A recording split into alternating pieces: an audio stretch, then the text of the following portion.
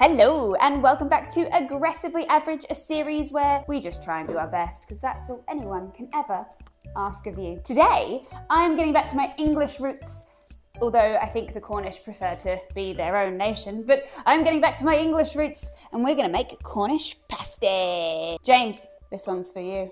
You can tell me if they're authentic. And I'm sure you'll tell me if they're not. You may have noticed change of scenery. If you have noticed, thank you, because that means you're watching the other videos. That's awesome. You may have seen this background before in a previous video of mine where I tried to make a gingerbread house. That turned out to be the good gingerbread house that I've made. Would you believe it? I do suggest you watch that because it's quite funny. And in 1 month's time, we'll be trying to do another gingerbread house. So Cornish pasties.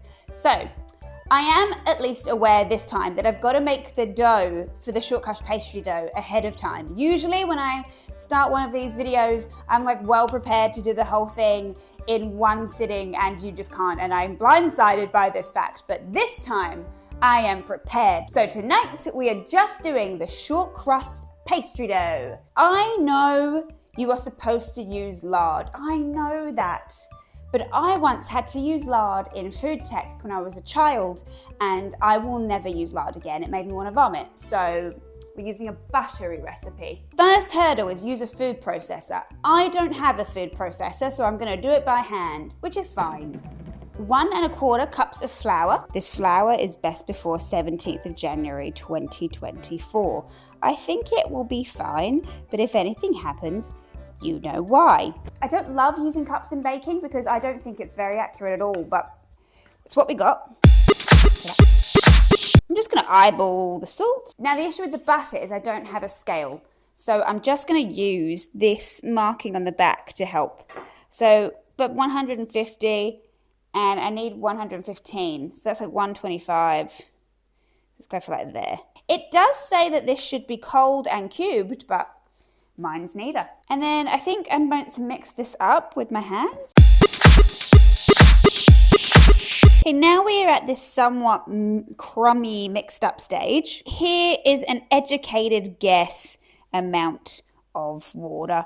I think that's about 50 ml. All right, now I think I've just got to mix this up until it becomes a dough.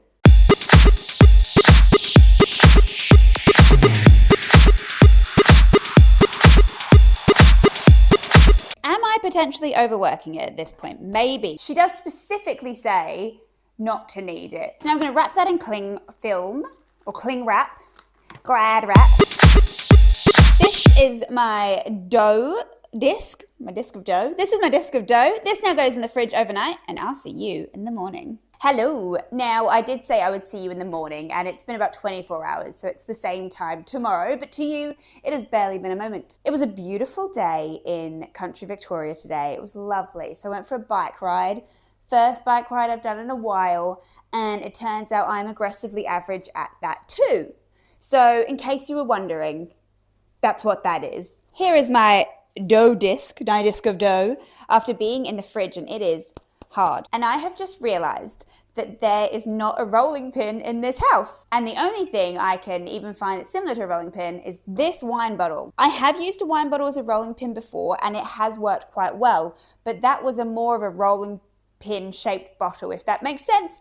We will see how this does. It's quite curvy. Focus on that part, I guess. We make do with what we've got. This is very, very solid, so I'm curious to see how this rolls out.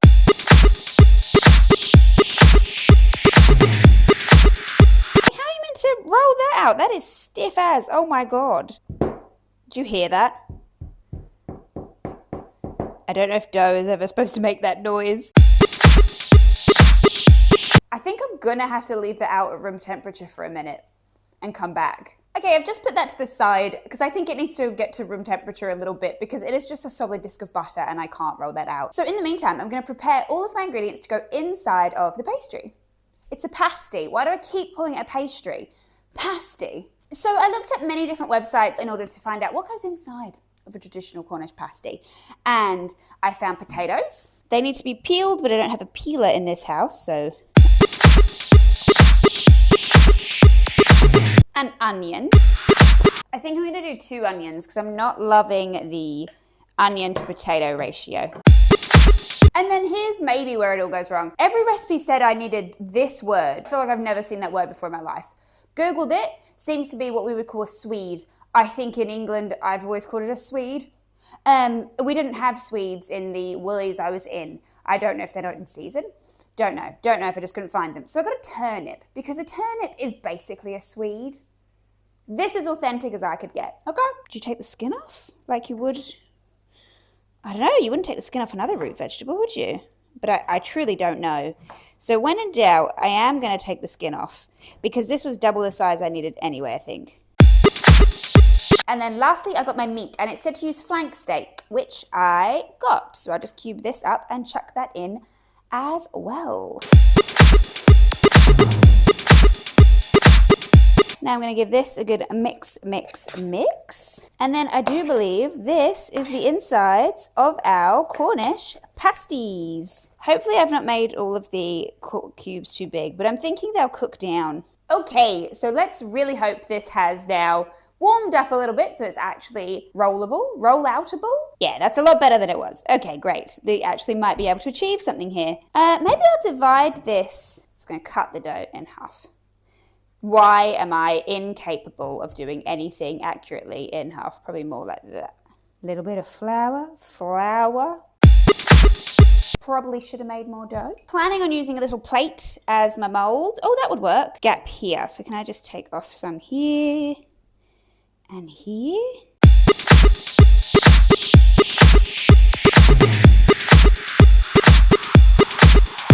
Take that off. So this will be my pasty. Why do I keep saying pastry? This will be my pasty. Now, they say you want it full, but not overflowing, and you obviously got to leave a good border.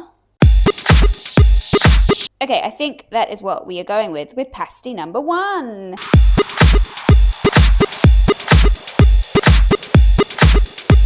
Okay, so I think that is also pretty full. Okay, well the wine bottle rolling pin worked well enough. I've only got that much dough left over. And I have a ton of filling, because I just got these quantities all wrong. Just little bits of butter I'm literally just going to place on top. Now I need to do a little egg wash. Somehow this house has one of these, but not a rolling pin. But that's good. This is good for us. Okay, so now is the difficult bit. So I'm going to try and get this on camera as best as I can. I think maybe it's too much filling, which means this definitely has too much filling. Let's do an experiment. Let's take some of this out. Okay, so we've just removed some of the filling to make it a little bit less full. And then pull this over. Look at that big old rip. Okay, so in terms of the plait, my understanding is you just pinch and turn.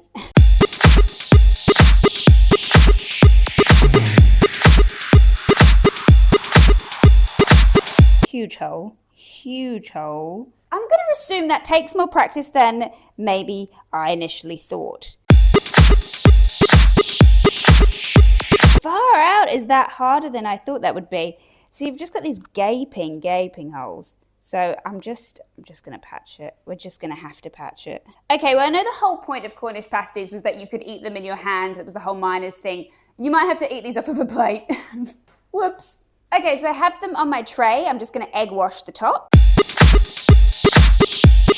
Here are my 2 pasties. There's some structural flaws with them. I am curious to see how this goes. This goes in the oven at 180 for 50 minutes, and I will see you then. I'm remembering, can you please like, comment, subscribe? Really appreciate it. Thank you. I always forget to ask. Okay, we have 20 minutes left of them baking, and look at that hole that has just appeared in that one. I made 2 slits. That was not one of them, so that's not great. And also we've got a lot of leakage over there. I actually didn't think about leakage of the juices from the meat and things when I was realizing the dough wasn't holding, like it's ripping there. So look, did I do the dough right? The jury's out. We'll let it finish cooking, but I'm not thinking I did the dough very well. But at the end of the day, isn't life just about trying your very best? My very best was falling off of a bike. It's not a good day for my very best. I will say they smell amazing, like incredible. They smell delicious. Okay, so that is the time. They are now ready to go. They look nice and brown, so I'm going to take them out. Don't they just look gorgeous? They're nice brown colour. That has really leaked. That has leaked big time. I didn't even consider that as a factor when I made such terrible, terrible pastry. But we've got to let these rest for 10 minutes. Oh my God, look at them. They're an absolute mess. Would you ever guess it was a Cornish pasty? Look at this dough. Honestly, it's worse than I thought. But I'm going to let these rest for 10 minutes and I will be back to try them. Okay, this is what we are looking like. Now, I don't know how the pastry went so wrong.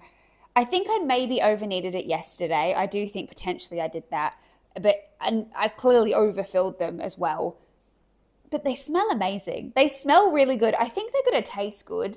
This one didn't come out too bad, but it has all this breakage here.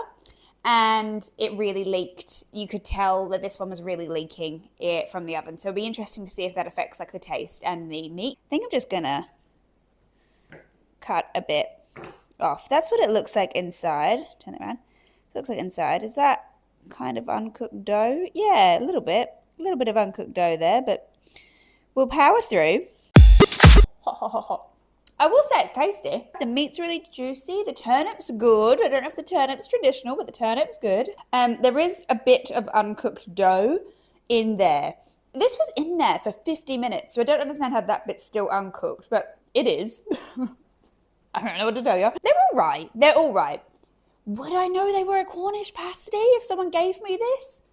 Probably not. But you know what? They actually smell delicious. The inside tastes really, really good. I just need to practice on the dough. And I think for all of the limitations I have in this temporary kitchen, I didn't do too bad. I will see you in the next one. Bye. If you've got any suggestions for what you want to see, let me know. Because I'm now like struggling to come up with ideas somewhat. So if there's anything that you would like to see me attempt, let me know down below. But I will see you in the next one. Bye.